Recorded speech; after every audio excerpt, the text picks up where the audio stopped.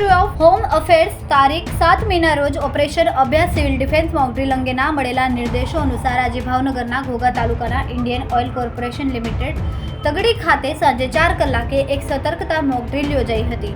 Indian Oil Corporation limited તગડી ખાતે થયેલ મિસાઇલના ધમાકાથી ઘાયલોને નજીકની હોસ્પિટલમાં સારવાર આપવામાં આવી હતી, જેમાં 17 વ્યક્તિઓએ સામાન્ય ઇજાઓ અને 4 વ્યક્તિઓને ગંભીર ઇજાઓ થઈ હતી, જ્યારે 2 વ્યક્તિઓના મૃત્યુ નિપજ્યા હોવાનું મોકડ્રીલમાં દર્શાવ્યું હતું.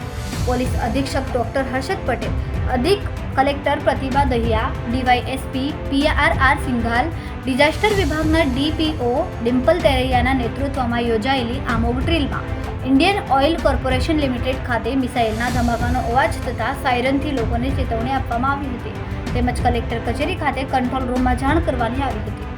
કંટ્રોલ રૂમથી સંબંધિત પોલીસ, ફાયર ફાઇટર, વહીવટીતંત્રના અધિકારીઓ તેમજ સંબંધિત વિભાગોને આ અંગે સત્વરે જાણ કરવામાં આવી હતી, જેમાં જિલ્લા કલેક્ટર ડોક્ટર મનીષ કુમાર બંસલ દ્વારા કંટ્રોલ રૂમમાંથી મોનિટરિંગ કરવામાં આવ્યું હતું. એર સ્ટ્રાઇક થઈ હોવાની માહિતી મળતાની સાથે જ ભાવનગર મહાનગરપાલિકાના અગ્નિશમન દળ પણ પહોંચી ગયા હતા, તેમજ ઘટના સ્થળે ત્વરિત રાહત અને બચાવની કામગીરી હાથ ધરવામાં આવી હતી. સફળ મોકડ્રીલ બાદ સંબંધિત વિભાગના અધિકારીઓને પોલીસ અધિક્ષક ડોક્ટર હર્ષદ પટેલ દ્વારા માર્ગદર્શન આપવામાં આવ્યું હતું.